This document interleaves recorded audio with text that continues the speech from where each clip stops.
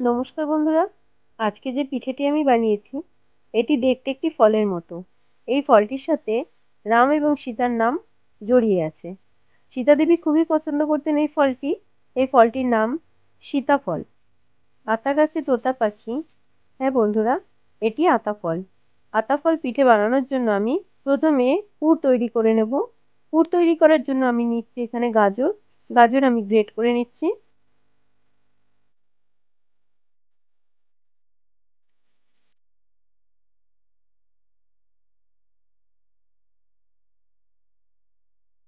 গাজর গ্রেট করে নেবার পরে আমি কড়াইয়ের মধ্যে ঘি দিয়ে দিয়েছি।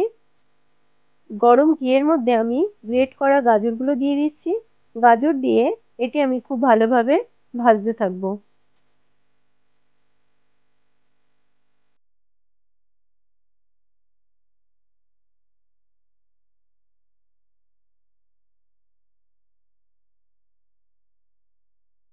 গাজর খুব ভালোভাবে ভাজা হবার পরে দিয়ে দিচ্ছি আমি স্বাদ মতো চিনি।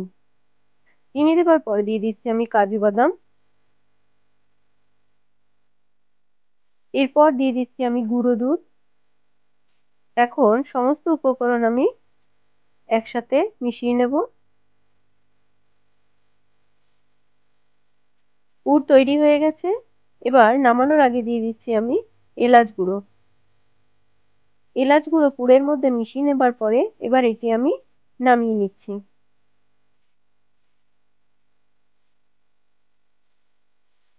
কড়াইয়ের মধ্যে আমি জল গরম বসিয়েছি।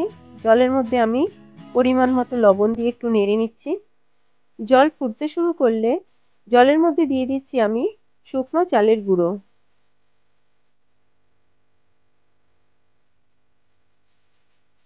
চালের গুঁড়ো দেবার পরে লো ফ্লেমে এটি আমি 7 থেকে 8 মিনিট ঢাকা দিয়ে রেখে দেব।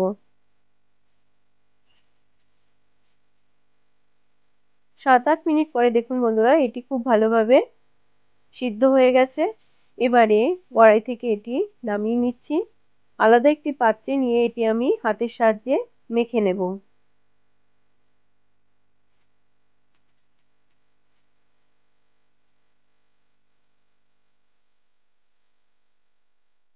কিছুটা অংশ নিয়ে হাতের সাহায্যে আমি গোল করে নিয়েছি।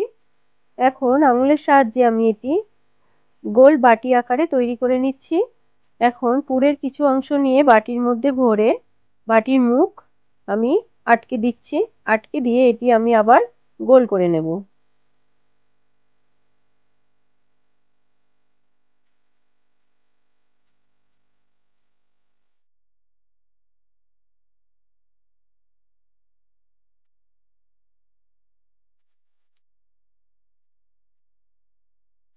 দেখুন খুবই সোজা এই পিঠে বানানোটি। আঙুলের সাহায্যে একটু প্রেস করলেই এটি গোল বাটি আকার হয়ে যায়, বা আঙুলের সাহায্য নিয়ে একটু বড় আকারেও তৈরি করতে পারেন। ছোট বড় যে কোনো আকারে তৈরি করে নিতে পারেন এই পিঠে। এই পিঠে তৈরি করে বিয়ের তত্ত্বর ডালায় সাজালে অবশ্যই আপনি কিন্তু প্রশংসা পেয়ে যাবেন।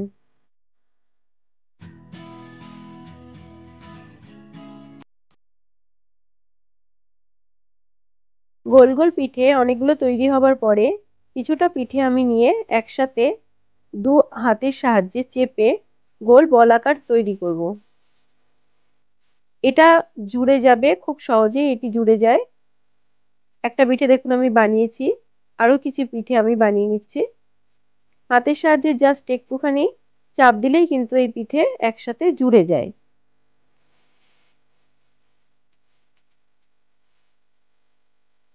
এবারে নিয়েছি আমি একটু গ্রিন ফুড কালার। এই ফুড কালারের মধ্যে আমি একটু জল অ্যাড করছি। জল অ্যাড করে এটি আমি হাতের মধ্যে ঘষে দু হাতেই ফুড কালার আমি মাখিয়ে নিচ্ছি। এখন এক একটি পিঠে হাতের মধ্যে খুব আলতোভাবে ঘোরাতে হবে, তাহলেই ওই হাতের কালারটা পিঠের মধ্যে লেগে যাবে। এবারে কড়াইয়ের মধ্যে আমি জল গরম বসিয়ে দিয়েছি। জল ফুটতে শুরু করলে ছিদ্রওয়ালা ঢাকনা আমি জলের উপরে দিয়ে দিচ্ছি। এবারে বানানো পিঠেগুলো আমি এক একটি এই প্লেটের উপরে সাজিয়ে ঢাকনা দিয়ে 10 মিনিট মতো স্টিমে রেখে দেব।